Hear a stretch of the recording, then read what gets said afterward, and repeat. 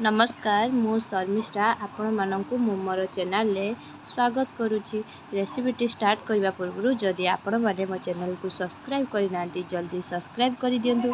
पाखरे थिबा bell icon को प्रेस करी ऑल बटन को सिलेक्ट करना जहाद्वारा नुआ नुआ वीडियो अपलोड कले आपण मैंने देखिपारे। सर्वप्रथमे चलतु एवं आम भिडियोटी स्टार्ट करवा। तो आज मत उल भजा बनवाक पड़ो। तो देखिपारे बाड़ी उल आनिली तो भल भाव धोईकी नहीं आसली। माँ एठी आमर भल भाव काटिदेले एवं तार चोपा बाहर करदे। तो देखिपे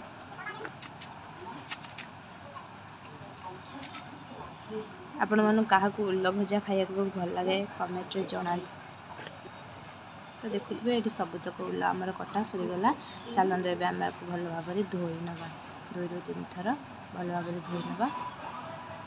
तो मुझे आपण मानक देखा जो कौन कहते यहाँ उल रखते गछना कौन कहते से भी पुणी गछ हुए। तो सहीटा भाविनी तो आपण मानक देखीदेवी। तो देखो मो उल को भल भाव धोई नेली।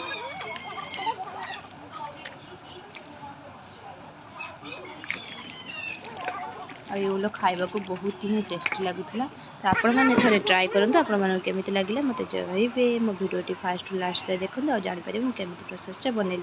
तो देखुए चुली सेपटे आम गोटा जाल चलती सहित पटे कड़े बसी कड़े गरम होगापर से मुझे उल गुड़ाक रखी तो से गुड़ाक धोईक मुझे कड़े आड करनेली। तो सबुतक उल पकई सारा पर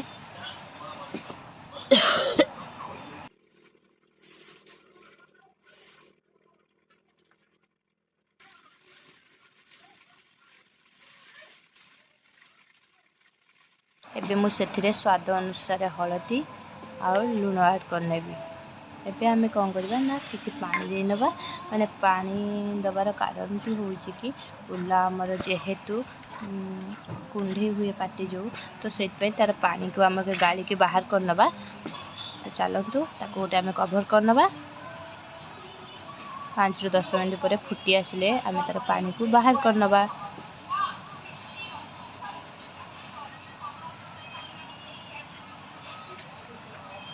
तो ये आम देखुए उल बहुत बढ़िया भाव फुटी आसला। तो चलतु गोटे पात्र को बाहर कर नबा और तार पानी बाहर कर नबा।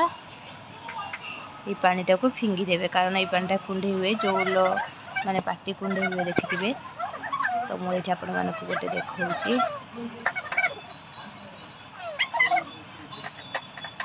बहुत गरम अच्छी हाथ में धरी पार नी। तो देखुए मुझे कौन करची पानी तार बाहर कर नहीं उल गोटे साइड कर। तो ये आम कौन करवा ना तार प्रस्तुत बनवा कड़का को धोईकी से तेल पकईली गोटे मीडियम साइज पियाज ता सहित 2टी सुखिला लंका 2टी कंचा लंका पकईकी भल भाव भाजिली। तो पियाज गोल्डन कलर होगा एवं मुझे 2टी कंचा लंका देली।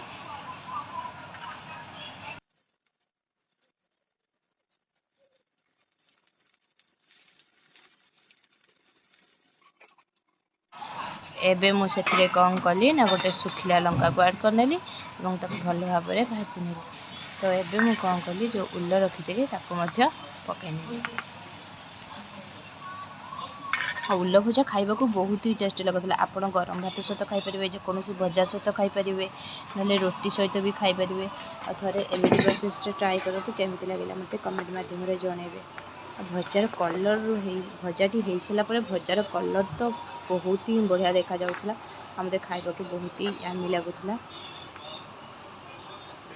आपण मैंने न खाइले भी थे यही प्रोसेस ट्राए करूँ आपण मानक निहाती भल लगे।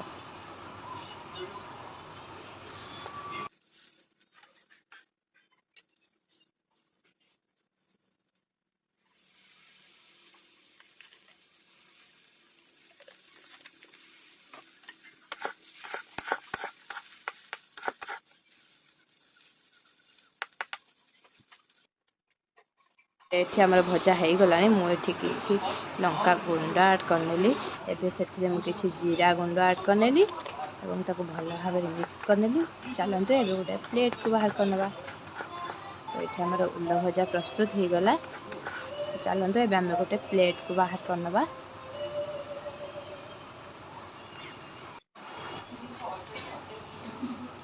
बहुत ही बढ़िया देखा ना आ खाइबा को बहुत ही टेस्ट लगुला।